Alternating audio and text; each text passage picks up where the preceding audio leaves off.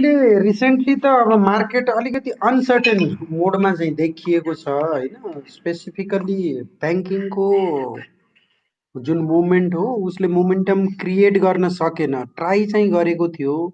Specifically हामीले पुराना समयमा जुन मोस्ट हेटेड ब्याङ्क भनेर जुन हामीले भनेका थियौँ, त्यो पुरै बुल मार्केटमा पार्टिसिपेट नगरेका एसबिआई, इबिएल, एससिबी जस्ता ब्याङ्कहरूले राम्रो पर्फर्मेन्स दिएको थियो लास्ट चरणमा, र त्यसले गर्दाखेरि ब्याङ्किङ इन्डेक्सलाई हेल्प भएको थियो। अहिले आएर ब्याङ्किङ इन्डेक्स पनि तपाईँको त्यो मास्तिरपट्टिको एटेम्प्ट फेलियर भइराखेको अवस्थामा सिचुएसन चाहिँ अलिकति अनसर्टेन छ। अब एक्ज्याक्टली के हुन सक्छ भनेर अलिकति चाहिँ प्रोबेबिलिटी एस्पेक्ट्समा लगाउँदाखेरि दुईवटै प्रोबेबिलिटी 50-50 देखिन्छ। अब 50-50 प्रोबेबिलिटी भनेको भयङ्कर अनसर्टेन सिचुएसन्स हो। कतापट्टि बढी वेटेज दिने भन्ने कुरामा म आफै डाउटफुल छु। त्यही भएर मैले धेरै कुराहरू त गर्न चाहिनँ। डिटेलमा एनालाइसिस मैले आफ्नो विकली भिडियोमा गरेको छु। अब कोही साथीहरूले चाहनुहुन्छ भने growthschool.com.np मा गएर विकली भिडियोजहरू उहाँहरूले हेर्न सक्नुहुन्छ। अहिले यो फुल मन्थ हामीले चाहिँ त्यसलाई फ्रीमै राखेका छौँ। जस्ट रजिस्ट्रेसन गरेर हेर्न सक्नुहुन्छ। दुईवटै एस्पेक्ट्सबाट अल्टरनेटिभ र प्रेफरेन्स भनेर मैले चाहिँ त्यहाँ चाहिँ डिस्कसन गरेको छु। हरेक इन्डिसेसको बारेमा मैले डिस्कसन गरेको छु। र त्यो प्रेफरेन्स र अल्टरनेटिभ भन्दा भन्दै पनि फेरि मैले दुईवटालाई मैले अहिले इक्वल वेटेज दिएको छु। फर्दर प्राइसको कुनै कन्फर्मेसन नपाउँदासम्म market is too much uncertain. अहिलेको जुन टेक्निकल लेभल देखाएको छ त्यो टेक्निकल लेभलले बजार मासतिर एग्रेसिभली जाने भनेर त्यस्तो कुनै इन्डिकेसन्स पनि दिइसकेको छैन। डिफ्रेन्ट इन्डिसेसहरूले डिफ्रेन्ट तरिकाले बिहेभ गरेको छ। तपाईँको डेभलपमेन्ट ब्याङ्क, फाइनान्स र माइक्रो फाइनान्सलाई हेर्छौँ भने दे आर मच मोर अहिलेको अवस्थामा है। भोलि फेरि के होला, तपाईँको ब्याङ्किङ इन्डेक्सलाई नै फलो गर्ने हो भने अल्टिमेटली फलो नै गर्छ। यदि त्यो गर्ने हो भने त उनीहरूमा पनि राम्रै सेलिङ प्रेसर्सहरू आउन सक्छ। होइन भने अहिलेको अवस्थामा फेरि त्यो तिनवटा इन्डिसेस चाहिँ एकदमै माथिल्लो लेभलमा होल्ड गरेको देखिराखेको छ भने अरू इन्डिसेसहरूले भयङ्कर अनसर्टेनिटी बताइराखेको छ। स्पेसिफिकल्ली ब्याङ्किङले चाहिँ विकनेस देखाएको छ भने अरू सेक्टर्सहरूले इन्सुरेन्स सेक्टर्समा लाइफ र नन लाइफ दुइटैमा विकनेस देखिएको छ भने अरू सेक्टर्सहरूमा चाहिँ अनसर्टेन देखिएको छ। अलिकति क्लियर पिक्चर माथिल्लो लेभलमा होल्ड गरेको भनेको फाइनान्स, डेभलपमेन्ट ब्याङ्क र इन्सुरेन्स मात्रै हो। अब त्यो पनि अल्टिमेटली ब्याङ्क्सले नन कन्फर्मेसन दिँदाखेरि उनीहरूले चाहिँ कन्टिन्युसली आउट पर्फर्म गर्न सक्छन् सक्दैनन् भन्ने कुरा त भोलि बिहान ब्याङ्किङको लगातार नन कन्फर्मेसन भइराख्यो अपसाइड र्यालीको भने चाहिँ त्यतापट्टि डाउट गर्नुपर्ने आधारहरू छ। त्यही भएर अलिकति म रिसेन्ट टाइममा चाहिँ अलिकति एक्सट्रिमली नै बुलिस हुन्छ कि भन्ने मैले सोच चाहिँ राखेका थिएँ। तर चाहिँ त्यो नभइदिएर जुन स्पेसिफिकल्ली ब्याङ्कले आफ्नो मोमेन्टमलाई फेल गर्यो त्यसपछि चाहिँ म आफै अलिकति डाउटफुल सिचुएसनमा छु। आउनेवाला 2-3 दिनमा चाहिँ त्यो पोजिसन चाहिँ क्लियर होला। अहिले चाहिँ फिङ्गर क्रस्ड 50-50 प्रोबेबिलिटी हो। तल आउन पनि सक्छ, एग्रेसिभली मासतिर फर्किन पनि सक्छ। अहिले सर्टेन रूपमा चाहिँ केही पनि भन्न सक्दिनँ। तर दुइटै प्रोबेबिलिटी चाहिँ मैले आफ्नो विकली भिडियोमा चाहिँ राखेको छु। र कोही पनि साथीहरूले आफ्नो रिस्क म्यानेजमेन्ट यदि आफ्नो तरिकाले एउटा आफ्नो पाटोबाट एनालाइसिस गरेर गर्न चाहनुहुन्छ भने दुईवटै प्रोबेबिलिटीलाई इक्वल वेटेज दिएर रिस्क म्यानेजमेन्ट गर्दाखेरि हुन्छ भनेर म भन्न चाहन्छु। क्लोज एन्डेड फन्ड हो नेपालमा होइन। क्लोज एन्डेड फन्डमा के हो भनेर भन्नुहुन्छ भने अब कुनै न कुनै लेभलमा त प्रफिट बुक त गर्नु पर्यो नि त उनीहरूले। अब त्यो प्रफिट बुक गर्ने त अब उनीहरूको धर्म पनि हो, ड्युटी पनि हो। अब त्यसलाई हामीले अदरवाइज लिनुपर्ने त कारणै छैन। कुनै पनि संस्थाले तपाईँको इन्भेस्टमेन्ट गरेपछि उसले एउटा टार्गेट प्रफिट राख्छ। टार्गेट प्रफिट राखिसकेपछि त्यो टार्गेट प्रफिटमा बेच्छ। टार्गेट प्रफिटमा बेचेर आफ्नो युनिट होल्डरहरूलाई डिभिडेन्ड पनि खुवाउनुपर्छ उसले। त भनेपछि it's not a open ended fund र it's not a systematic investment plan होइन। ओपन एन्डेड फन्ड र systematic investment plan is by only fund हो। तपाईँको मार्केटमा चाहिँ त्यो पैसा डिप्लोय हुने हो। म्युचुअल फन्डले मैले डिप्लोय गर्दिनँ भन्न पाउँदैन। त्यो क्लोज एन्डेड फन्डमा त फन्ड म्यानेजरको डिस्क्रिप्सन हो। अब फन्ड म्यानेजरलाई पर्फर्मेन्सको एउटा चाहिँ प्रेसर हुन्छ। अब उसले कुन बेला प्रफिट बुक गर्ने, कुन बेला चाहिँ किन्ने भन्ने कुरा कम्प्लिटली उसको डिस्क्रिप्सनमा डिपेन्ड गर्ने हो। अब त्यो आफ्नो डिस्क्रिप्सनरी पावर युज गर्दाखेरि whether the fund manager is able to perform well or not भन्ने कुरा, कतिको राम्रो फन्ड म्यानेजर हो त्यो चाहिँ उसको पर्फर्मेन्समा डिपेन्ड गर्ने कुरा हो। कतिको राम्रो तरिकाले उसले फन्डलाई म्यानेज गरेको छ भन्ने कुरा द्याट इज डिफ्रेन्ट पार्ट। तर उसको डिस्क्रिप्सनमा हुन्छ। उसले त बजारमा किन्ने बेच्ने, कहिले बेच्ने भन्ने कुरा त उसले गर्न पाउनु पर्यो। त्यसमा विरोध गर्नुपर्ने त कुनै मैले कारण देख्दिनँ।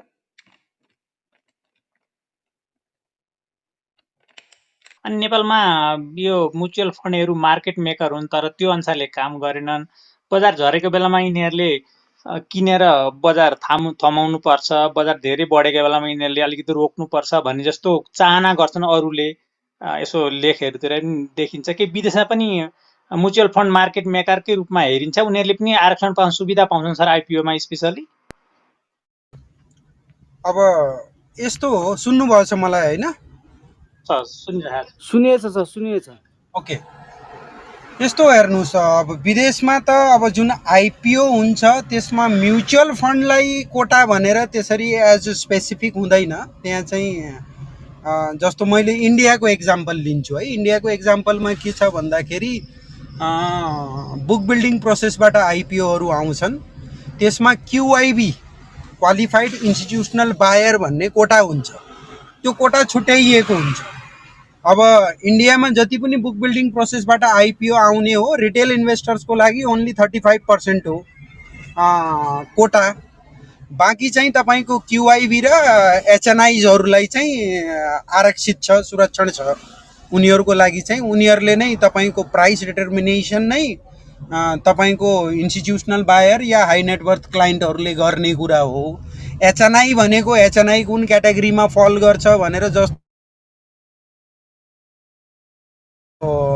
यहाँ नेपालमा चाहिँ एउटा कुरा आएको थियो त, नेपालमा छुट्याइएकै छैन, क्याटेगोरी नै छैन भन्ने जुन कुरा थियो, इन्डियामा चाहिँ क्याटेगराइज गरेको छ। 2 लाखसम्मको इन्भेस्टमेन्ट गर्ने मान्छेलाई रिटेल इन्भेस्टर्सको रूपमा क्याटेगराइज गरेको छ। त्यो पनि आइपिओमा है, तपाईँको सेकेन्डरी मार्केटमा होइन। आइपिओमा 2 लाखसम्मको आइपिओ एप्लाई गर्ने मान्छेलाई रिटेलको क्याटेगोरीमा राखेको छ। 2 लाखभन्दा मास्तिरको एप्लाई गर्ने मान्छेलाई एचएनआई क्याटेगोरिजमा राखेको छ, हाई नेटवर्थ इन्डिभिजुअल क्याटेगोरीमा राखेको छ भने अब संस्थागत लगानीकर्ता त क्वालिफाइड इन्स्टिट्युसनल बायर हुन्। अब त्यो क्वालिफाइड इन्स्टिट्युसनल बायर्सहरूले पार्टिसिपेट गर्ने हो। त्यसमा म्युचुअल फन्ड्सहरू पनि आउँछन्, पोर्टफोलियो म्यानेजर्सहरू आउँछन्, अरू संस्थाहरू आउँछन्। उनीहरूले चाहिँ बुक बिल्डिङ प्रोसेसबाट पार्टिसिपेट गरेर उनीहरूलाई चाहिँ क्वालिफाइड इन्स्टिट्युसनल बायरलाई कति पर्सेन्ट चाहिने भनेर पल्लै छुट्याइएको हुन्छ र त्यो हिसाबले काम गर्ने हो। र जहाँसम्म रह्यो कि तपाईँको एज अ मार्केट मेकरको भूमिका म्युचुअल फन्डहरूले गर्ने हो भन्ने कुरामा एज सच तपाईँले बजार किन्नै पर्छ भन्ने चाहिँ रेगुलेसन्स केही पनि हुँदैन र यति % डिप्लोय हुनै पर्छ भन्ने खालको रेगुलेसन्स हुँदैन। हुन्छ के भन्दाखेरि अब तपाईँले मार्केटको नेचर सम्झिनु। यदि ओपन एन्डेड फन्ड हो भने ओपन एन्डेड फन्डमा त म्युचुअल फन्डको फन्ड म्यानेजरको डिस्क्रिप्सन हुँदैन। त्यहाँ कसको डिस्क्रिप्सन हुन्छ भन्दाखेरि युनिट होल्डरको हुन्छ। युनिट होल्डरले किन भनेको बेलामा किन्नै पर्यो फन्ड म्यानेजरले, युनिट होल्डरले बेच भनेको बेलामा बेच्नै पर्यो। त्यहाँ फन्ड म्यानेजरले कुनै डिस्क्रिप्सनरी पावर लगाउँदैन। फन्ड म्यानेजरले ओन्ली फन्ड बनाउँदाखेरि कुन फन्डमा भन्न खोजेको किन्ने र बेच्ने डिसिजन उसले गर्ने होइन कि पोर्टफोलियो के सिलेक्ट गर्ने भन्ने डिसिजन मात्रै गर्ने हो। यदि उसलाई लाग्छ मेरो पोर्टफोलियोमा फलानो स्टक्सले पर्फर्म गर्दैन र त्यसको सट्टामा अर्को कुनै स्टक्सले पर्फर्म गर्छ भनेर भन्छ भने त्यो एउटा स्टक्सलाई उसले निकालेर अर्को स्टक्समा लगानी गर्न सक्यो। तर किन्ने हो कि बेच्ने हो भन्ने डिसिजन चाहिँ फन्ड म्यानेजरले गर्दैन। ओन्ली पोर्टफोलियो बिल्ड गर्ने डिसिजन मात्रै गर्छ। मैले यो पोर्टफोलियो बनाउँदैछु भनेर त्यो डिसिजन मात्रै लिन्छ भने क्लोज एन्डेड फन्डमा फेरि टोटल डिस्क्रिप्सन फन्ड म्यानेजरको।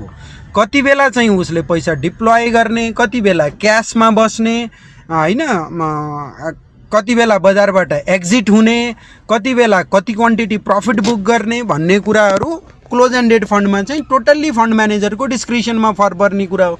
किन भन्दा क्लोज एन्डेड फन्डमा उसलाई इन्भेस्टर्सलाई उसैको डिस्क्रिसनरी पावरमा बाई सेल गरेर रिटर्न दिन पर्ने एउटा प्रेसर हुन्छ भने अर्को इन्भेस्टमेन्ट प्लान जुन हुन्छ systematic investment plan. Systematic investment plan is the by only plan. भन्न खोजेको हरेक लगानीकर्ताले हरेक महिना कसैले 500 रुपियाँ, कसैले 1000 रुपियाँ, कसैले 5000, कसैले 10,000 रुपियाँ हरेक महिना पैसा चाहिँ लगाइराखेको हुन्छ बजारमा। जुन चाहिँ त्यो पैसा चाहिँ के हुन्छ भन्दाखेरि त्यो बाई ओन्ली फन्ड हो, बजारमा बाई गर्नको लागि नै पैसा लगाउने हो। त भनेपछि त्यो खालको फन्डहरू छ भने म्युचुअल फन्डले किन्ने मात्रै हो, बेच्ने कुरा त्यहाँ क्वेसनै आउँदैन। त्यही भएर फन्ड कस्तो खालको हो त्यसमा डिपेन्ड गर्ने कुरा हो। त ओपन एन्डेड फन्डमा डेफिनेटली म्युचुअल फन्ड मैले अघि नै भनिसकेँ, म्युचुअल फन्ड म्यानेजरको कुनै डिस्क्रिसन चल्दैन किन्ने बेच्ने कुरामा। युनिट होल्डरले किन भने किन्ने हो, बेच भने बेच्ने हो। त टोटल्ली युनिट होल्डरको डिस्क्रिसनमा भर पर्ने कुरा हो र त्यही खालको नेचर हुनपर्छ। र इन्स्टिट्युसनल इन्भेस्टर्सलाई प्रमोट गर्नु, उनीहरूलाई कोटा छुट्याउनु जरुरी छ। किन जरुरी छ भन्नुहुन्छ भने क्यापिटल मार्केटमा अब जेनरली एउटा खालको डिबेट चाहिँ नेपालमा के हुने गर्दछ भन्दाखेरि गाउँ गाउँमा घर घरमा तपाईको क्यापिटल मार्केट पुर्याउनु पर्छ। हरेक मान्छेलाई चाहिँ क्यापिटल मार्केटमा आइपिओमा आरक्षण दिएर हुन्छ कि कोटा दिएर हुन्छ कि तिनीहरूलाई लगानी गर्न प्रोत्साहन गर्नुपर्छ भन्ने खालको जुन न्यारेटिभ नेपालमा सेट गरिएको छ, इट्स अ डेन्जरस न्यारेटिभ। यो न्यारेटिभ सेट गर्नु हुँदैन। किन हुँदैन भन्दाखेरि क्यापिटल मार्केटमा बुझेर जानेर यसमा रिस्क छ है भनेर जान्ने मान्छेलाई मात्रै इन्करेज गर्ने हो। यदि कसैले क्यापिटल मार्केट बुझेको छैन भने उसलाई चाहिँ डिस्करेज गर्ने हो क्यापिटल मार्केटमा। र हाम्रो यहाँ चाहिँ तपाईको हरेक रेगुलेटर्सदेखि लिएर हरेक मान्छेको चाहिँ कुरा के हुन्छ भन्दाखेरि म्याक्सिमम मान्छेलाई क्यापिटल मार्केटमा भित्र्याउने भन्ने हुन्छ। हो, तपाईको अरू विदेशमा पनि क्यापिटल मार्केटमा लगानी गर्ने पार्टिसिपेन्ट्स धेरै हुन् भन्ने हरेक अथोरिटीले चाहिरहेको हुन्छ। तर चाहिँ त्यहाँ के गरेको हुन्छ भन्दाखेरि डाइरेक्ट पार्टिसिपेसन नभएर, जस्तो युएसकै केस गऱ्यौँ भने almost 90% people are expose to the capital market. तर डाइरेक्ट इन्भेस्टमेन्टको बाटोबाट एक्सपोज छन् त भनेर भन्नुहुन्छ भने छैन। उनीहरू चाहिँ इन्स्टिट्युसन्सको थ्रु एक्सपोज छन्। कसैले पेन्सन फन्डको पैसा चाहिँ स्टक मार्केटमा लागेको हुन्छ, उसले पेन्सन फन्डलाई पैसा दिने हो, पेन्सन फन्डले लगाइदिन्छ होइन। कसैले म्युचुअल फन्डको थ्रु पार्टिसिपेट गर्छ, कसैले हेज फन्डको थ्रु पार्टिसिपेट गर्छ, कसैले पोर्टफोलियो म्यानेजरको थ्रु पार्टिसिपेट गर्छ। तपाईको पिएफको पैसाहरू बजारमा लाग्छ, इन्सुरेन्सको पैसाहरू बजारमा लाग्छ। त भनेपछि इन्डाइरेक्ट पार्टिसिपेसन्सको रूपमा चाहिँ आइराखेको हुन्छ। नेपालको केसमा हामीले हेर्छौँ भने जुन डाइरेक्ट पार्टिसिपेसन गराइएको छ टोटल पपुलेसनको पर्सेन्टेजमा हेर्ने हो भने इट इज टु हाई। इन्डियामा पनि छैन यत्रो ठुलो पपुलेसन डाइरेक्ट पार्टिसिपेसन गर्ने टोटल पपुलेसनको पर्सेन्टेजमा हेर्ने हो भने। त्यही भएर जेनरली बाहिर चाहिँ तपाईको पार्टिसिपेसन होस्, मान्छेहरूले स्टक मार्केटमा पैसा लगाओस् भन्ने रेगुलेटरको चाहना चाहिँ हुन्छ, तर डाइरेक्ट होइन, इन्स्टिट्युसन्सको थ्रु लगाओस् भन्ने हो। त्यही भएर इन्स्टिट्युसनलाई प्रमोट गर्ने चाहिँ जहिले पनि उनीहरूको चाहिँ इन्स्टिट्युसनलाई ओपनली, यदि कोही चाहिँ तपाईको रेगुलेसन्स मिलाएको छ, कोही फन्ड म्यानेजरको लाइसेन्स माग्न गयो, इमिडिएटली उसलाई प्रोभाइड गरिन्छ विदिन 35 डेज होइन। कसैले म्युचुअल फन्ड खोल्न सक्ने स्पोन्सर कम्पनी राम्रो छ, उसले चाहिँ एज अ ट्रस्टीको रूपमा राम्रो तरिकाले काम गर्न सक्छ भने, उसको नेटवर्थ पुग्छ भने म्युचुअल फन्ड खोल्न जसले पनि पाउँछ। त्यो संस्थाहरू हुनु पर्यो, त्यो एक्टको एकर्डिङ चाहिँ उनीहरूले चाहिँ सम्पूर्ण पैसाहरू चाहिँ म्यानेज गर्न सक्नु पर्यो। त फन्ड म्यानेजरको लागि त कुनै रेस्ट्रिक्सनै छैन। म्युचुअल फन्डलाई अलिकति रेगुलेसन बढी छ, त्यही भएर म्युचुअल फन्ड चाहिँ धेरै त्यसरी आउन सक्दैन। नआउँदै पनि धेरै कम्पनीहरू चाहिँ म्युचुअल फन्डमा छन्। नेपालमा जस्तो ब्याङ्कले मात्रै म्युचुअल फन्ड गर्न पाउने भन्ने छैन। त्यहाँ कुनै पनि संस्थाले चाहिँ म्युचुअल फन्डको स्पोन्सर हुन पाउँछ।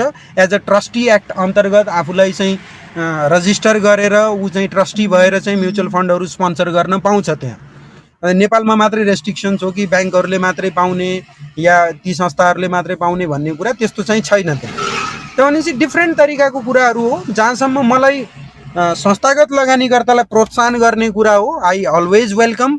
र नेपालमा संस्थागत लगानीकर्तालाई प्रोत्साहन गर्ने जुन कोटा सिस्टम हो त्यो निकै कम छ भन्छु। यदि त्यो कोटा सिस्टम चाहिँ बढेको भए उनीहरूलाई, हुन त अब नेपालमा हरेक बुक बिल्डिङबाट आइपिओ छैन, त्यही भएर संस्थागतको पार्टिसिपेसन कम गराएको होला। भोलि बिहान बुक बिल्डिङ भयो भने त ओभियसली संस्थागत पार्टिसिपेसन बढ्छ नै। यहाँ 100मा मात्रै हुने र डिमान्ड हाई हुने भएको कारणले गर्दाखेरि पनि जस्तो भएको होला, त्यो डिफ्रेन्ट केस हुन सक्यो। तर चाहिँ त्यो भए तापनि जुन 5% मात्रै म्युचुअल फन्ड्सहरूलाई एलोकेट गरिएको छ, it is too low. I think 5% मात्रै हो कि म मिस्टेक छैन भने, 5% कति हो? लेखेको छ त्यसमा। 5% मात्रै हो भने इट इज टु लो। कमसेकम मेरो हिसाबले त 20% हुनुपर्छ भनेर मैले भन्छु। र इन्करेज गर्ने, पब्लिकलाई इन्करेज गर्ने भनेको इन्स्टिट्युसन्सको थ्रु हो, डाइरेक्ट इन्भल्भमेन्टको थ्रु होइन नै भन्छु मैले। Thank you.